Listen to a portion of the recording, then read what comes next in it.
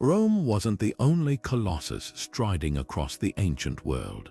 While its legions carved history into stone, other empires rose equally ambitious, fiercely independent, and for a time, they made Rome tremble. These were civilizations with their own grand visions, their own victories etched in dust. The Parthians, masters of horseback warfare, who humbled Rome's finest generals. The Kushites, whose gold-fueled kingdom stretched beneath the pyramids of their ancestors. And then there were the Nabateans, whose desert capital Petra stood as a glittering thorn in Rome's side. These weren't footnotes in Rome's story, they were rivals, equals, sometimes even conquerors. Yet today, their names barely echo in our history books. How did empires so powerful vanish from our collective memory? And what secrets do their ruins whisper about the true balance of power in the ancient world? The answers might reshape everything you thought you knew about Rome's unchallenged dominance, because the truth is, Rome's greatest battles weren't just fought against barbarians at the gates, they were struggles against sophisticated civilizations that nearly changed the course of history. Rome didn't emerge into an empty world. When its legions first marched beyond the Italian peninsula, they stepped onto a stage already crowded with ancient powers. The Mediterranean was a chessboard of rival kingdoms, each with its own ambitions, and none willing to bow to an upstart republic. To the east, the Hellenistic kingdoms, heirs to Alexander the Great's splintered empire, wielded Greek culture like a weapon, their cities gleaming with libraries and theaters. Meanwhile, Carthage ruled the waves, its merchant fleets weaving a web of trade from Spain to Egypt, wealth flowing into its harbors like water. And beyond them, older civilizations like Ptolemaic Egypt and the Seleucid Empire stood as living monuments to an even deeper past. Rome wasn't the first to dream of dominance, it was simply the boldest. What set it apart wasn't just military might, but a ruthless talent for turning rivals into ruins or, when useful, into allies.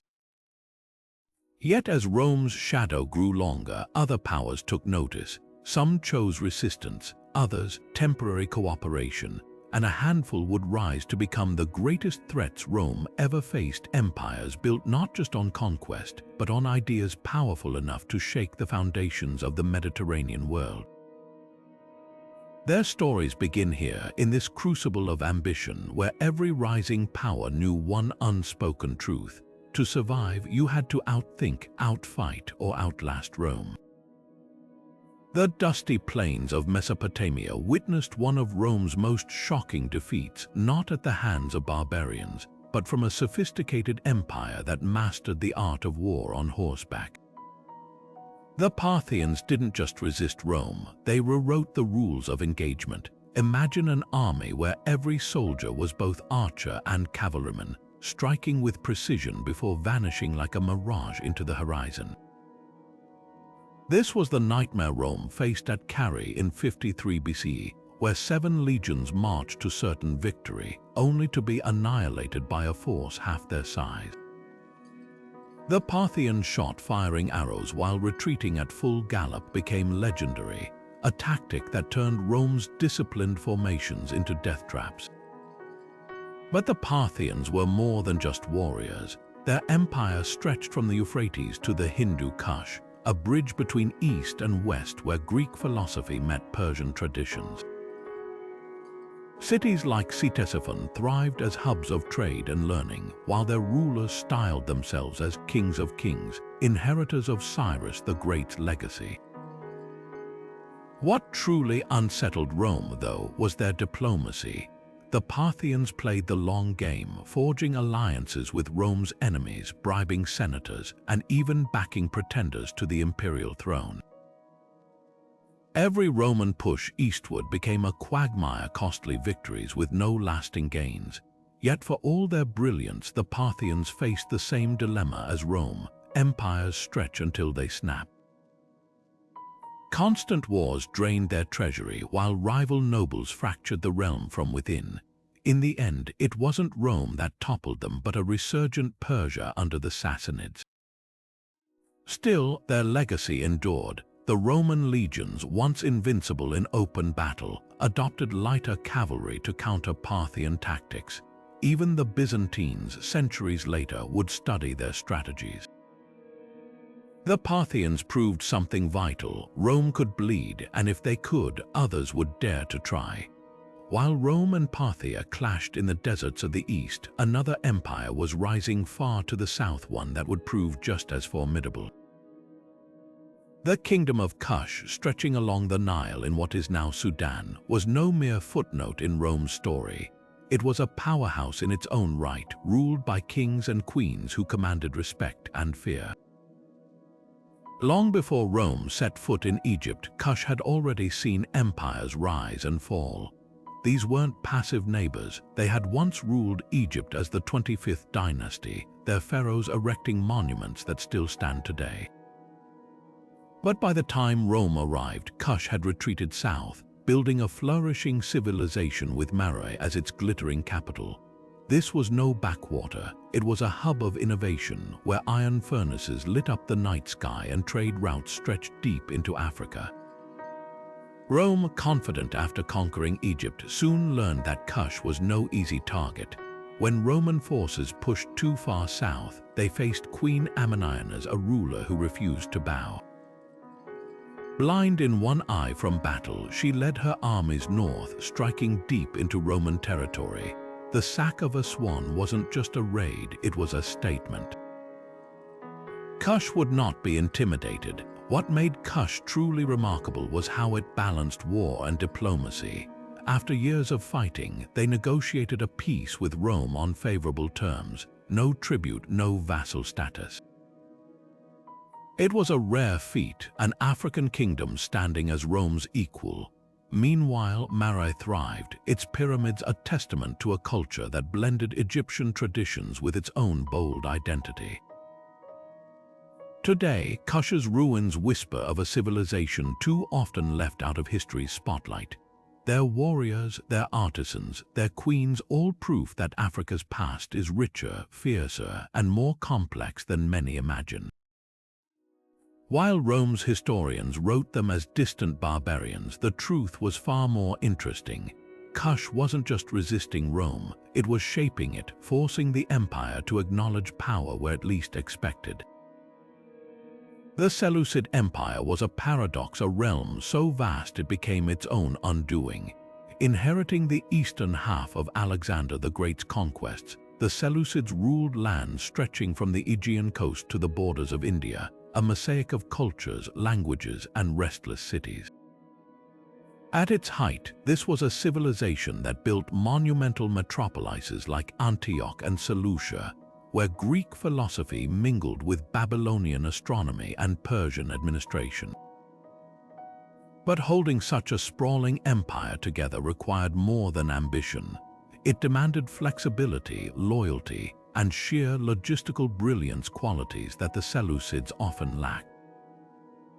Rome wasn't their only problem. Long before the legions arrived, the Seleucid kings faced rebellions in Judea, breakaway kingdoms in Bactria, and the relentless pressure of Parthian horsemen on their eastern frontier.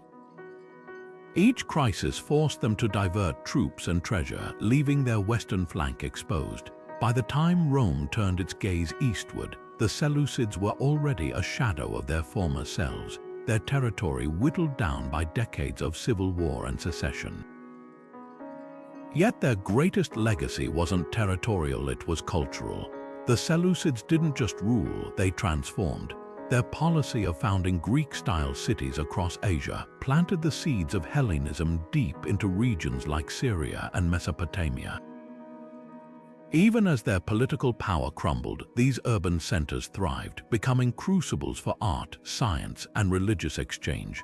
The irony, Rome would later absorb many of these same cities, inheriting the Hellenistic world the Seleucids had painstakingly built.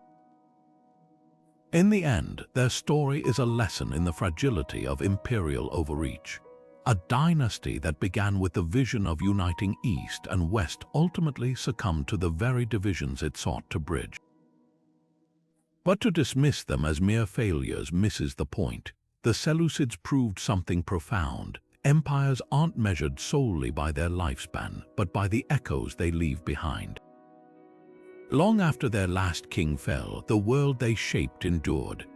While Rome flexed its military might and Kush wielded the power of gold, another civilization mastered a far more subtle art, turning barren deserts into a vast network of wealth. The Nabateans didn't conquer with swords. They dominated through trade, engineering, and sheer ingenuity.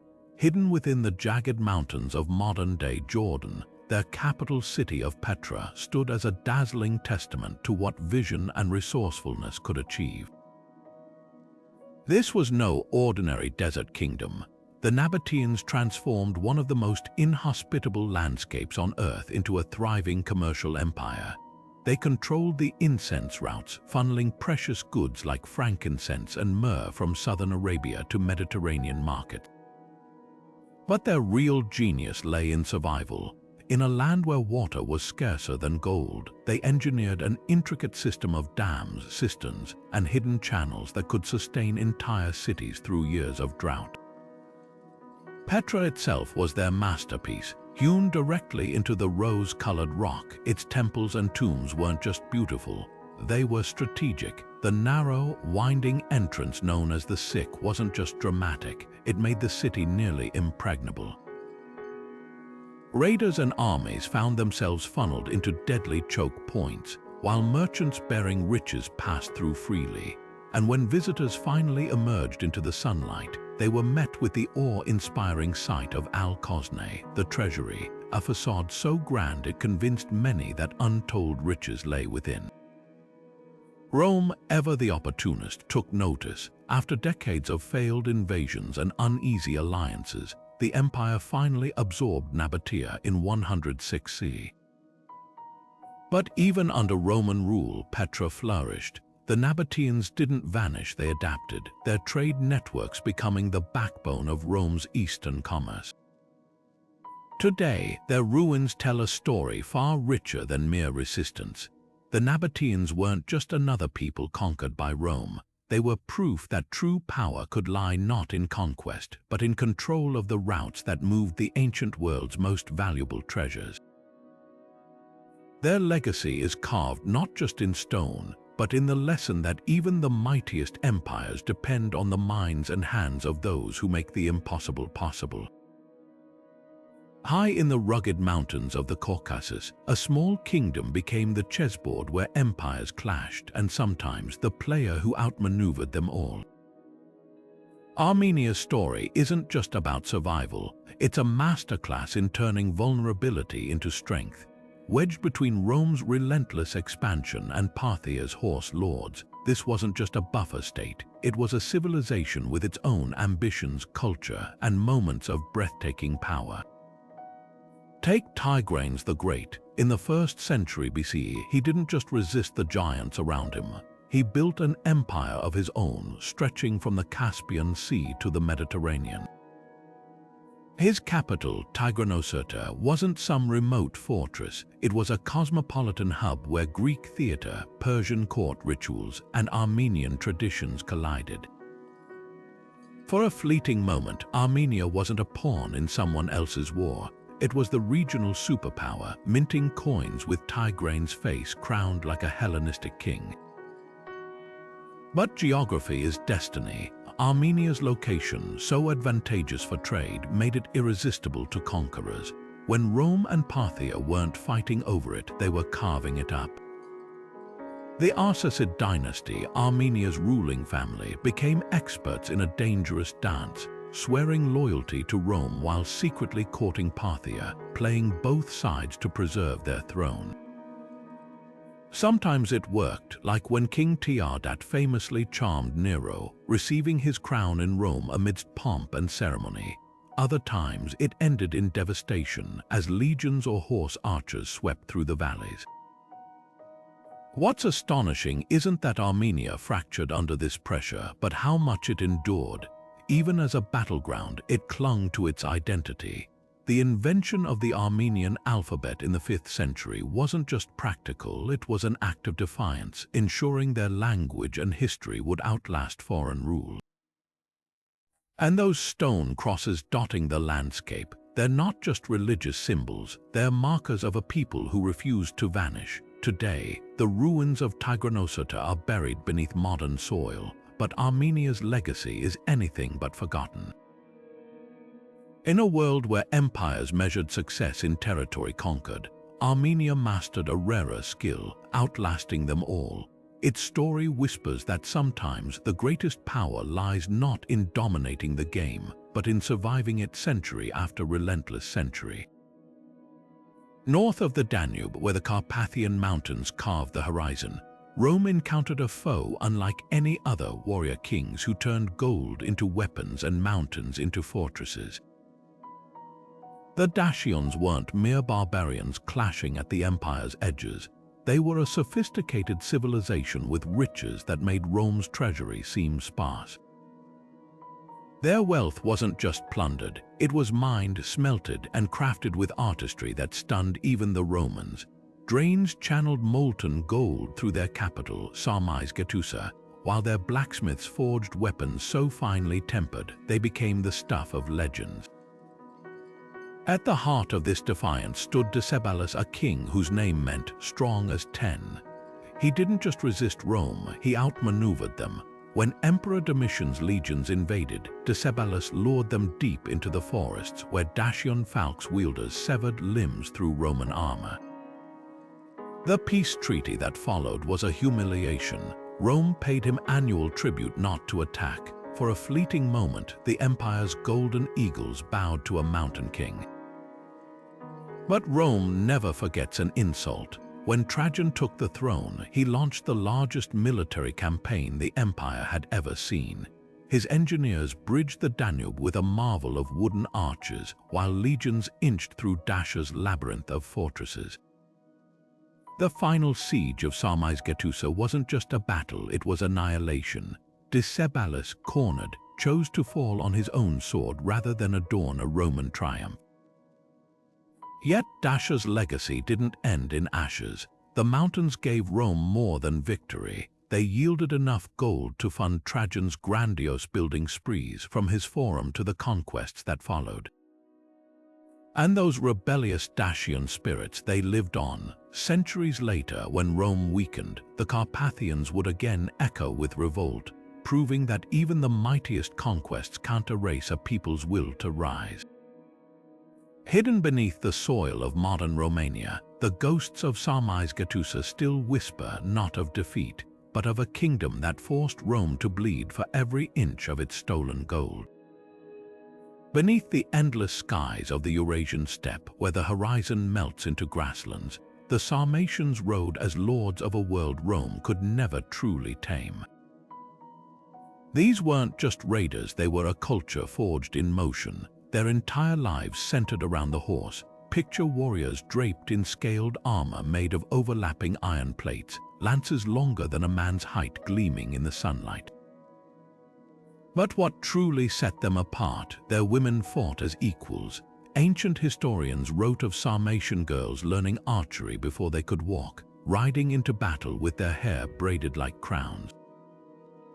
To the Greeks, they seemed like living proof that the mythical Amazons were real. Rome first met them along the Danube's restless currents. The legions, used to facing infantry or slow-moving chariots, were unprepared for the Sarmatian whirlwind. Their tactics were pure calculated chaos, feigning retreats to draw enemies into ambushes, striking supply lines like summer lightning, then vanishing into the steppe before heavy Roman reinforcements could arrive. Emperors like Marcus Aurelius spent years bogged down in costly campaigns against them, winning battles but never the war of attrition. Yet the Sarmatians were more than just battlefield nightmares.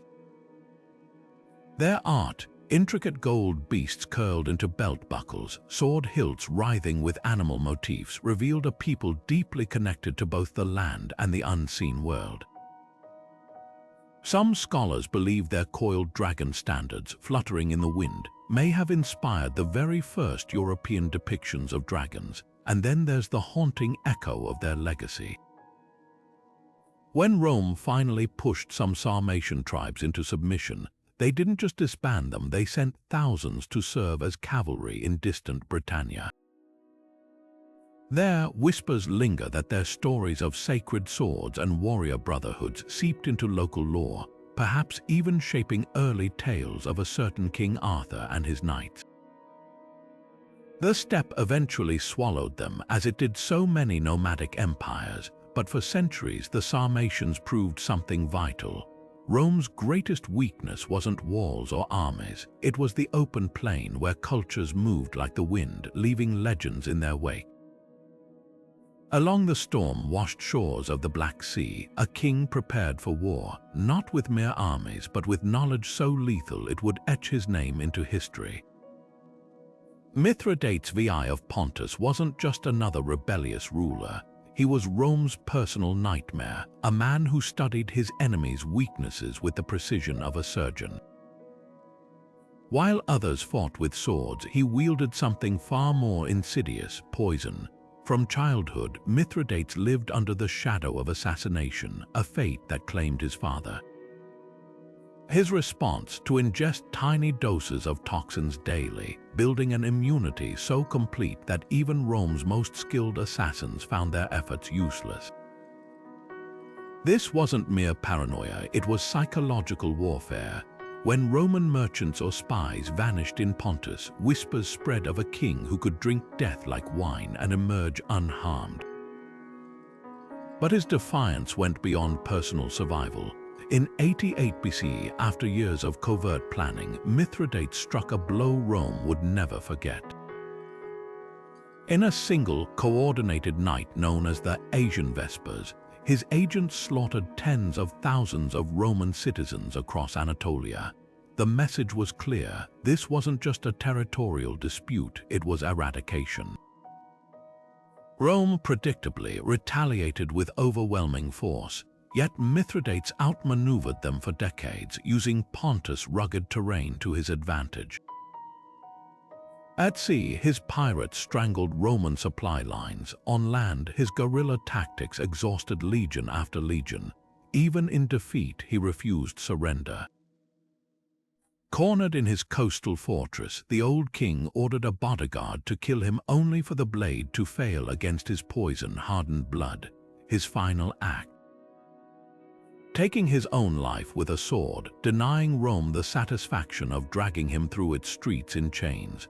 What makes Mithridates unforgettable isn't just his brutality, but his brilliance. He spoke over 20 languages, collected antidotes like precious gems, and turned his body into a living shield against tyranny. In an age where rulers bowed or broke, he chose a third path: to fight until the world itself ran out of poisons. Long after his death, emperors kept his recipes for antidotes, a proof that even in victory, Rome never truly conquered his legend. The sands of Syria still whisper the name of a queen who dared to stare down Rome and nearly won. Zenobia of Palmyra wasn't content ruling a desert oasis. She dreamed of an empire. By the chaotic 3rd century CE, Rome was reeling from invasions, plagues, and a dizzying carousel of short-lived emperors. Sensing weakness, this scholar queen saw her moment. With Palmyra's merchants funding her ambitions and her army's camels kicking up dust across the Levant, Zenobia didn't just rebel, she conquered. Egypt, Anatolia, even parts of Arabia fell under her banner, their grain and gold flowing back to Palmyra's towering colonnades. What made her revolt extraordinary wasn't just its scale, but its sophistication. Zenobia positioned herself not as a barbarian usurper, but as heir to Cleopatra's legacy, a Hellenistic ruler preserving culture amid Rome's decline. Her court spoke Greek, debated philosophy, and minted coins showing her face beside the emperor's, a deliberate challenge to Roman authority. For 5 dizzying years, the East had 2 capitals, one on the Tiber, the other in the desert.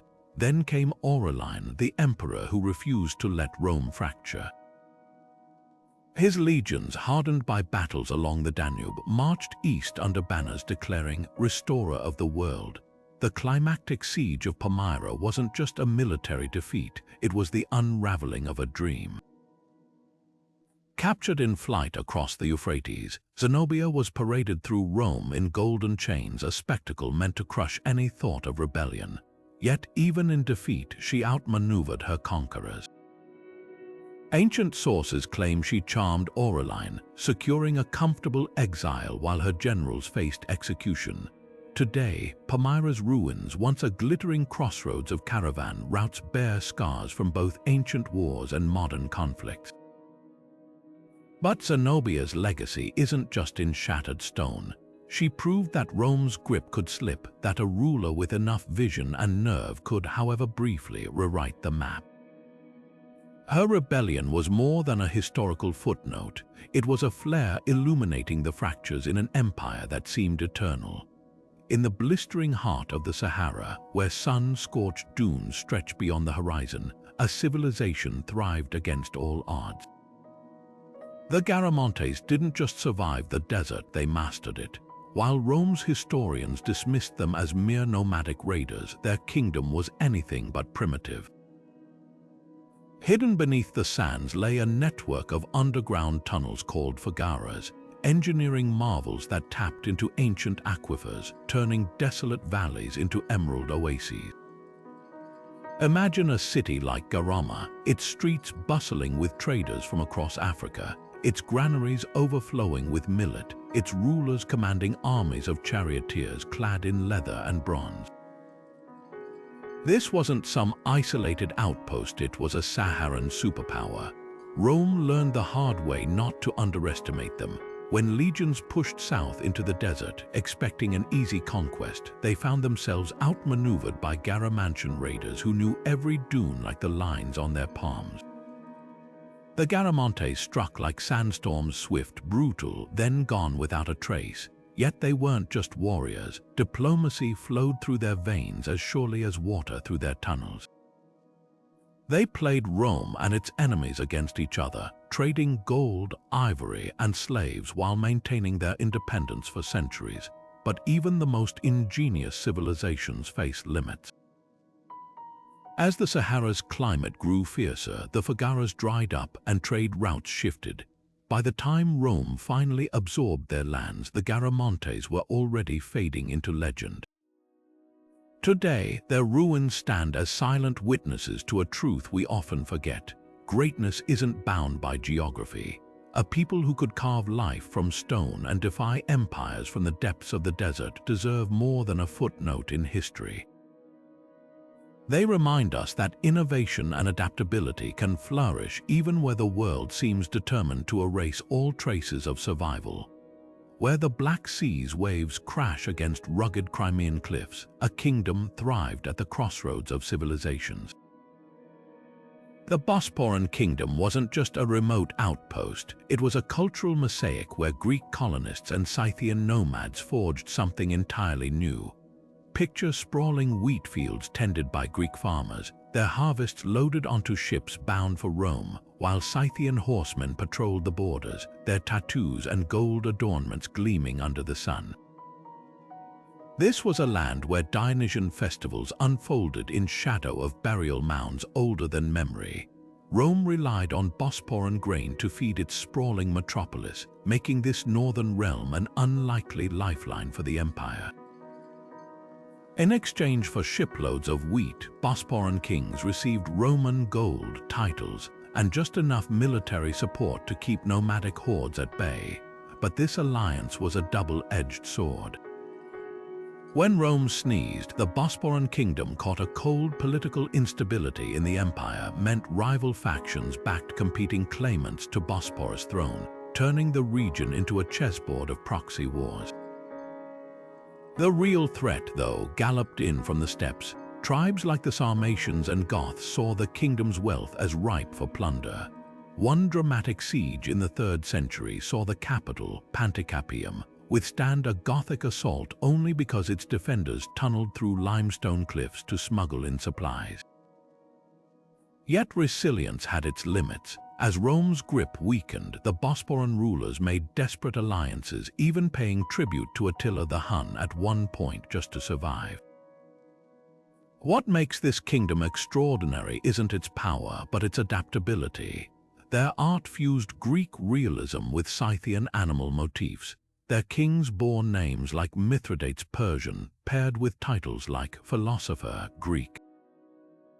When archaeologists uncovered a noblewoman's tomb near Kerch, they found golden diadems alongside nomadic-style trousers, a wardrobe defying neat cultural labels. The Bosporan kingdom's final act was written not with a bang but a slow fade. As Byzantine ships replaced their grain convoys and Slavic tribes reshaped the region, its hybrid identity dissolved into legend. Yet its story lingers as proof that even on empire's fringes, cultures don't merely collide, they weave something entirely unexpected. In the rolling plains of northern Mesopotamia, where the Euphrates carves its path through history, a small kingdom quietly shaped the course of an entire religion. Osrhoene may not have matched Rome's military might or Parthia's vast territories, but its influence rippled far beyond its borders. Here, in the fortified city of Edessa, rulers and subjects alike wrestled with a question that would redefine the ancient world: what happens when faith and kingship collide? Long before Constantine embraced Christianity, Osrhoene's rulers were already flirting with the fledgling faith. Some historians point to King Abgarvi, a figure shrouded in legend, who allegedly exchanged letters with Jesus himself. Whether the story is fact or pious fiction, it hints at an extraordinary truth. This was a realm where Christianity wasn't just tolerated but woven into the fabric of power. By the 2nd century, Edessa buzzed with Syriac-speaking theologians, their translations of scripture circulating alongside Greek philosophy and Persian poetry. Rome and Parthia loomed like giants on either side, yet Osrhoene danced between them with remarkable skill. Its kings paid tribute when necessary, rebelled when possible, and always kept their cultural identity intact. When Emperor Trajan crushed Mesopotamia into submission, Edessa's rulers bent rather than broke, only to reassert their autonomy the moment Rome's back was turned. Their resilience wasn't just political, it was spiritual. While Roman emperors still persecuted Christians, Osrhoene became a refuge where the faithful could worship openly, their liturgies echoing in the very halls of power. The kingdom's absorption into Rome in the 3rd century wasn't the end of its story. Syriac Christianity, with its distinct traditions and language, flourished here long after imperial borders shifted. The famous doctrine of Addai, a cornerstone of early Christian literature, claimed Edessa as the first city to embrace Christ's message en masse, a claim hotly debated but impossible to ignore. Today, Osrhoene's legacy lingers in the chants of Eastern churches and the parchment of ancient manuscripts. It reminds us that faith's most profound revolutions often begin not in the centers of empire, but in the borderlands where cultures mix, rulers adapt, and small kingdoms dare to dream big. Towering over the highlands of Ethiopia, the ancient stelae of Axum stand like silent sentinels of a forgotten superpower. These carved obelisks, some reaching over 100 feet, weren't just monuments, they were declarations. At a time when Europe's so-called Dark Ages had begun, Axum was minting its own gold coins, dispatching fleets across the Red Sea, and trading spices with emperors from Rome to India. This wasn't some isolated African kingdom. It was a crossroads of continents, a player in the game of empires.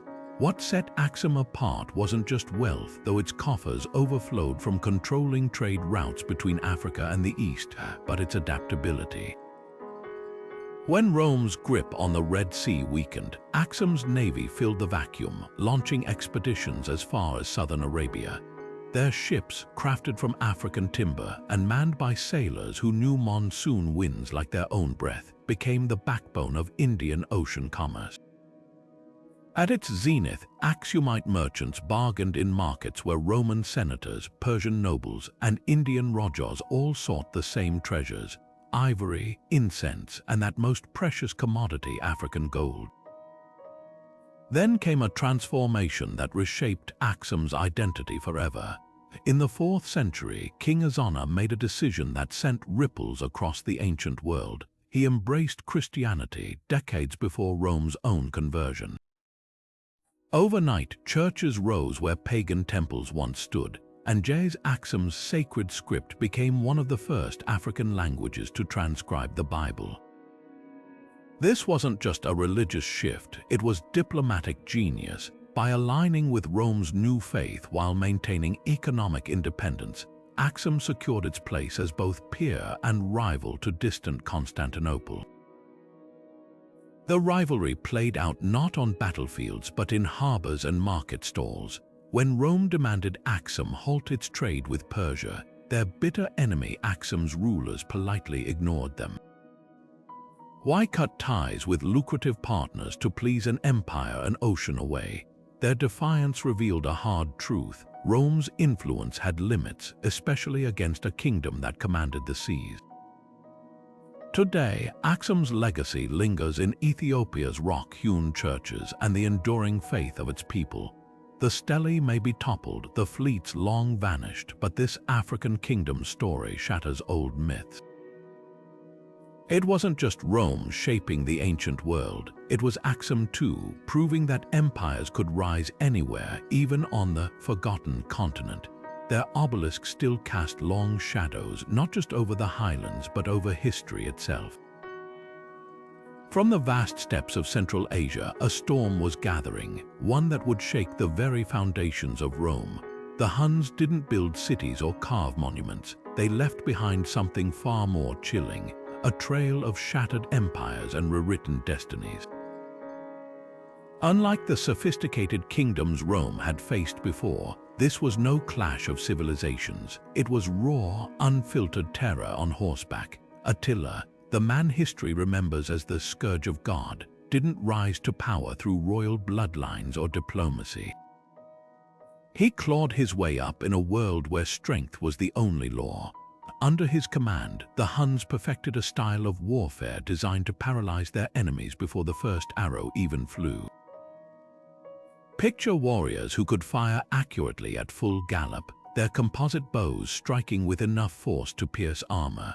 Rumors spread of children learning to ride before they could walk, their entire lives shaped by movement and conquest. To the Romans, it wasn't just an army, it was a force of nature. Yet the real horror wasn't just their brutality, it was their unpredictability. The Huns didn't hold land or defend borders, they struck without warning, vanishing back into the grasslands like ghosts. When they besieged cities, they didn't bother with complex siege engines, they starved them out, cut supply lines, or simply terrified garrisons into surrender. In 451, Attila tore through Gaul with such speed that Rome had to scramble an alliance of former enemies just to stop him at the Battle of the Catalonian Plains. Even then, it wasn't a decisive victory, just a brief pause before he turned his sights on Italy itself. What truly unraveled Rome, though, wasn't just battlefield defeat, it was the domino effect the Huns set in motion. Their relentless push westward sent entire tribes fleeing into Roman territory, flooding the empire with refugees it couldn't absorb. Goths, Vandals, and others became both victims and aggressors, fracturing Rome's cohesion from within. By the time Attila died, not in battle, but mysteriously on his wedding night, the damage was irreversible. The Western Empire, already brittle, shattered into fragments. The Huns' legacy isn't found in ruins or art, it's in the void they left behind. Their whirlwind passage proved that even the mightiest empires are fragile when faced with the unpredictable. In the end, Rome didn't just fear the Huns, it feared what they represented, the end of an era and the terrifying truth that no power lasts forever. The Sasanian Empire didn't just inherit Parthia's throne, it redefined what it meant to challenge Rome. When Ardashir I seized power in the 3rd century, he didn't merely found a dynasty, he ignited a Persian renaissance. This was no fading empire clinging to past glory. The Sasanians breathed new life into Zoroastrianism, forged an army that could outmaneuver legions, and erected cities so magnificent they made Rome's envoys gasp. For 4 centuries, they stood as the final barrier between the Mediterranean world and the East, a civilization so formidable, even Byzantium's finest emperors struggled to break them. At the heart of their power lay a faith as ancient as the pyramids. Zoroastrianism wasn't just a religion to the Sasanians, it was the cosmic framework for their empire. Fire temples dotted the landscape, their eternal flames symbolizing the struggle between light and darkness. The priesthood wielded influence akin to Rome's bishops, shaping laws and crowning kings. Yet this was no theocracy. Sasanian rulers balanced spiritual authority with ruthless pragmatism. When Shapur I crushed Roman armies at Edessa, he didn't just take prisoners, he forced captive engineers to build him a bridge, turning Rome's own expertise against it. Their architecture screamed imperial ambition. At Ctesiphon, the vaulted throne room of Tak Khasra soared over 100 feet high, its arch daring visitors to question who ruled Mesopotamia. Meanwhile, their engineers perfected Qanat irrigation systems, turning arid plains into breadbaskets that fed their war machine. Even their art told a story of dominance. Silver plates depicted kings hunting lions, a metaphor for their relentless campaigns against Rome. But it was their wars with Byzantium that sealed their place in history.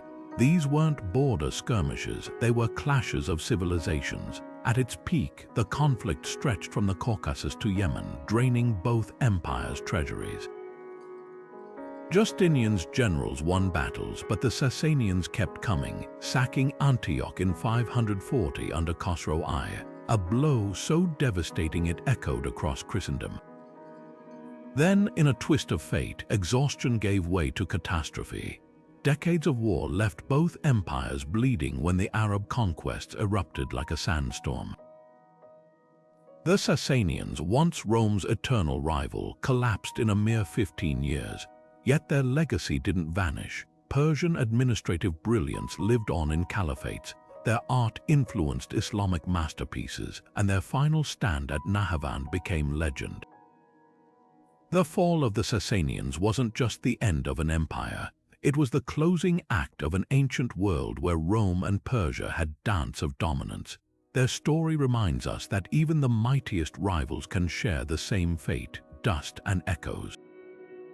Even the grandest empires carry within them the seeds of their own undoing. When we examine why Rome's rivals ultimately fell, striking patterns emerge, not just of external conquest but of fractures from within. Take the Parthians, masters of the open battlefield, undone by their own fracturing nobility. While Rome's legions pressed from the west, Parthian warlords turned on each other, trading unity for short-term power. No empire, no matter how skilled in war, can survive when its rulers become their own worst enemies. Some collapses were written in the landscape itself. The Garamantes' ingenious underground canals once turned the Sahara into farmland, until centuries of overuse drained aquifers faster than the rains could replenish them. Climate shifts and exhausted resources crippled their trade networks, leaving them vulnerable when Rome finally turned its gaze south. It's a timeless warning. Civilizations that outstrip their environment's limits rarely outlast the consequences. Then there's the relentless weight of Rome itself, an empire that didn't just defeat its rivals but absorbed them. The Nabateans thrived as independent traders until their wealth made them irresistible. Petra's surrender wasn't just a military defeat, it was the slow suffocation of a culture under Rome's economic gravity. Once their trade routes became imperial highways, their identity blurred into Rome's sprawl. Perhaps the most haunting lesson comes from the Huns' whirlwind rise and fall. Societies built solely on conquest lacked the glue to endure. Attila's empire evaporated almost overnight because its power resided in one man's charisma, not institutions, not shared identity. When he died, so did his empire, leaving only scars on the nations he'd terrorized. Yet in these endings, there's also resilience. The Kushites may have lost their independence, but their gods and traditions lived on in Nubian villages for centuries. The Sasanians fell to Arab armies, yet their art and bureaucracy shaped Islamic caliphates. Collapse isn't always extinction, sometimes it's transformation, a bending rather than breaking. And that may be the most enduring truth of all. Civilizations leave fingerprints long after their political power fades. The echoes of Rome's forgotten rivals still whisper through our world today, not as footnotes, but as invisible architects shaping everything from our laws to our languages. While Rome's legacy dominates textbooks, the cultures it battled, absorbed, or feared left their own indelible marks. Take something as fundamental as the alphabet you're reading right now. The Nabateans didn't just carve Petra's temples, their script evolved into modern Arabic, connecting millions across continents. Even Rome's vaunted legal system didn't emerge in a vacuum. It borrowed from the sophisticated codes of Hellenistic kingdoms like the Seleucids, proving that conquest could be a two-way street of ideas. Religion tells an even more surprising story. Those vibrant Coptic churches in Egypt, their liturgy still resonates with phrases from ancient Kushite hymns, a testament to how African spiritual traditions blended with Christianity. Meanwhile, Armenia's early adoption of Christianity didn't just preserve its identity, it became a blueprint for how small nations could wield faith as both shield and sword. And let's not forget the Sasanians, whose Zoroastrian concept of cosmic dualism quietly influenced Jewish, Christian, and Islamic thought, embedding Persian philosophy into the DNA of world religions. On the battlefield, Rome's innovations often came from painful lessons taught by enemies. The legion's famous lorica segmentata armor, a response to Dacian falxes that could slice through older designs. The empire's later reliance on cavalry, a grudging admission that Parthian horse archers had rewritten the rules of war. Even Rome's fall carried the fingerprints of its rivals. The Huns' pressure indirectly birthed medieval Europe by scattering Germanic tribes into imperial territory. Yet the most enduring legacy isn't in artifacts or tactics, but in the messy, beautiful interplay of cultures. The Bosporan kingdom's blended Greco-Scythian art reminds us that identity was fluid long before globalization. Axum's gold coins, stamped with crosses and J's script, symbolize how trade routes carried not just goods but ideas across continents. These weren't civilizations erased by Rome, they were threads woven into history's tapestry, often in patterns we're only now learning to see. So the next time you admire a Roman aqueduct, pause and remember the Garamonte's underground canals that inspired them. When you hear a Gregorian chant, listen for echoes of Syriac hymns from Osrhoene. History isn't a single victor's parade, it's a chorus of voices, some shouting, some whispering, but all essential to the song. Beneath layers of desert sand and tangled jungle roots, the past refuses to stay buried. Just last year, a team in Sudan uncovered a pyramid older than Egypt's Great Pyramid built by the Kushites, its walls still bearing traces of vivid blue frescoes depicting queens receiving tribute. Meanwhile, in Jordan, ground-penetrating radar revealed a hidden network of chambers beneath Petra's treasury, their entrances deliberately sealed in antiquity. These aren't just artifacts, they're time capsules, forcing us to rethink what we know about the so-called fringes of the ancient world. Take the Dacians, long dismissed by Rome as gold-obsessed barbarians. Recent excavations at Sarmizegetusa uncovered something astonishing. Advanced astronomical observatories carved into sacred mountaintops. These weren't just fortresses, they were precision-engineered temples aligning with solstices, proving the Dacians tracked celestial movements with sophistication matching Rome's own scholars. Then there's the Sasanian surprise near Iran's Firuzabad.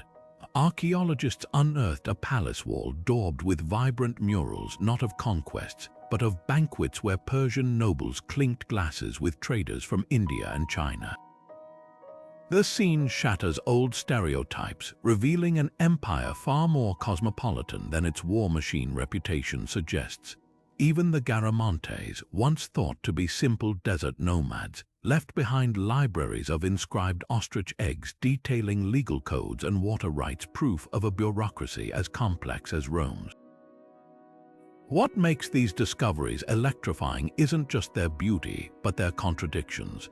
A single Nabatean scroll found near the Dead Sea lists tariffs for frankincense alongside complaints about Roman tax collectors humanizing a civilization we'd only seen through Roman eyes. And in Armenia, a child's leather sandal preserved in a salt mine for millennia still bears the imprint of tiny toes, a heartbreaking reminder that these weren't just empires but homes. Every trowel of dirt overturned rewrites history's margins. The Huns, often painted as mindless destroyers, left behind saddles stitched with intricate animal motifs, craftsmanship that hints at a culture richer than their enemies recorded. Even the infamous Mithridates' rumored poison vaults may have been found. A sealed cellar in Crimea stocked with jars labeled in Greek, their residues still testing positive for hemlock and aconite. The most humbling lesson: we've barely scratched the surface, with satellite imaging revealing lost cities under the Saharan sands and DNA analysis tracing Bosporan royals to both Scythian horsemen and Athenian merchants. One truth becomes clear: the ancient world was far more connected, far more ingenious, and far more alive than our textbooks ever let on. These civilizations didn't just fade away, they're speaking to us now, if we're willing to listen. The stories of Rome's rivals have been distilled through centuries of legend, but how much of what we think we know is actually true? Take Zenobia, the warrior queen of Palmyra. Popular imagination paints her as a lone rebel defying Rome's might, but the reality was far more strategic. She didn't act in isolation. Her rebellion was backed by a network of merchants, scholars, and even disgruntled Roman officials who saw opportunity in the empire's instability. Her defiance wasn't just bravery, it was a calculated power play, leveraging Rome's momentary weakness to carve out her own domain. Then there's the enduring myth of the Huns as mindless barbarians sweeping across Europe like a force of nature. Archaeological finds tell a different story. Their saddles were works of intricate craftsmanship, their leaders fluent in multiple languages, and their battle tactics so precise they required disciplined coordination. Attila didn't rule through sheer terror. He was a shrewd diplomat who played Rome and Constantinople against each other, using intimidation and negotiation to extract gold and concessions. The barbarian label says more about Roman fear than Hunnic reality. Even the Parthians suffer from oversimplification. The famous Parthian shot wasn't just a flashy trick, it was the culmination of lifelong training, with archers practicing from childhood to shoot backward at full gallop. And while Rome fixated on their horseback prowess, the Parthians were also master builders, leaving behind sprawling cities like Ctesiphon with vaulted palaces that rivaled Rome's own architecture. Perhaps no misconception is more persistent than the idea that these empires were destined to fall. The truth: many didn't collapse so much as transform. Kushite temples became Christian churches, Nabatean trade routes evolved into Islamic caravan networks, Sasanian bureaucrats staffed caliphate offices. What looks like defeat in history books was often reinvention, proof that cultures don't vanish, they adapt. So the next time you hear these civilizations described as barbarians or failed states, remember, history is written by the winners, but the echoes of the real story linger in the artifacts, the languages, and the traditions that outlasted empires themselves. The myths might be dramatic, but the truth, it's infinitely more interesting. Centuries may separate us from Rome's forgotten rivals, but the patterns of their rise and fall feel eerily familiar. The Parthians understood something modern superpowers grapple with today. Empires stretch until they snap. Their endless wars with Rome drained resources while noble factions fractured unity from within, a cautionary tale for nations overextending military commitments without securing domestic stability. Sound familiar? Look closer at the Nabateans, whose mastery of trade routes and water technology made them indispensable. Their story mirrors modern economies built on controlling critical resources, whether oil, silicon, or supply chains. But Petra's eventual absorption into Rome reminds us, specialization creates wealth, yet over-reliance on a single advantage leaves nations vulnerable when the rules of the game change. Then there's Zenobia's Palmyra, a rebel state that thrived during Rome's 3rd century crisis. Her short-lived empire exposes a timeless truth. Power vacuums tempt challengers, but lasting influence requires more than opportunism. Today's geopolitical flashpoints, from regional conflicts to economic blocs, echo this dance of ambition and overreach, where temporary weakness in one system invites bold moves from others. Perhaps the most haunting parallel comes from the Garamontes, who transformed a desert into an oasis until their engineering outpaced nature's limits. Their fate whispers to modern cities sucking aquifers dry or nations betting everything on finite resources. Sustainability isn't a modern buzzword, it's an ancient survival strategy we're still relearning. But history offers hope too. The resilience of cultures like Armenia or Kush proves that identity can outlast political collapse. Their languages, faiths, and traditions survived conquest because they were woven into daily life, not just imposed by rulers. In an age of cultural homogenization, their examples ask us, what roots will future generations cling to when the storms of change come? The shadows of these empires linger in our world's unspoken rules. Trade wars mimic the spice routes Axum once dominated. Cybersecurity feels like Rome's futile attempts to track Hunnic raiders across endless steppes. Even Attila's sudden death, which unraveled his empire overnight, parallels how modern authoritarian systems crumble when strongmen fall. Here's the uncomfortable lesson these civilizations whisper across time: dominance is always temporary.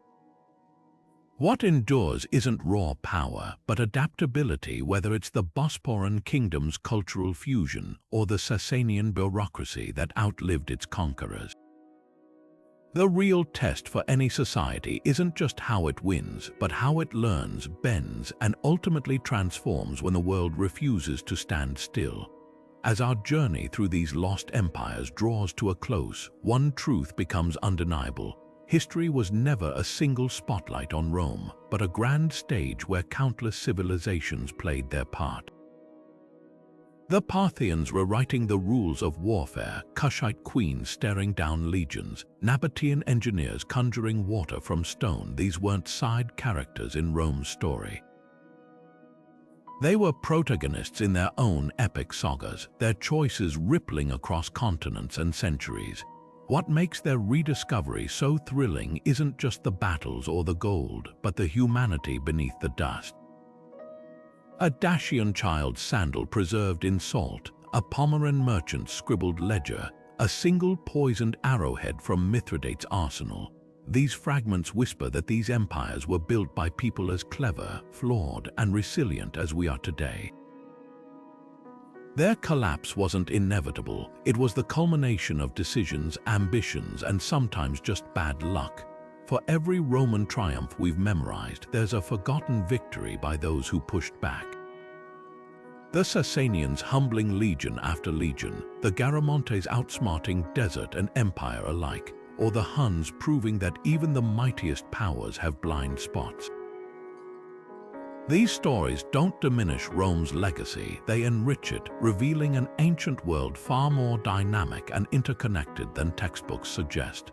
So as we step away from these ruins and relics, here's the real takeaway. History isn't set in stone.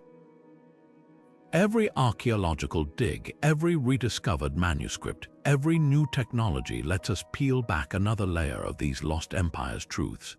Maybe you'll be the one to spot a clue everyone else missed, whether in a museum, a book, or even this comment section, because the conversation doesn't end here. If these stories resonated with you, consider hitting like or subscribing to keep exploring history's hidden corners together. Drop a comment about which empire surprised you most or which mystery you'd love to see solved next. After all, the past isn't dead and buried, it's a living puzzle, and every viewer brings another piece to the table. Until next time, keep digging. The greatest discoveries often lie just beneath the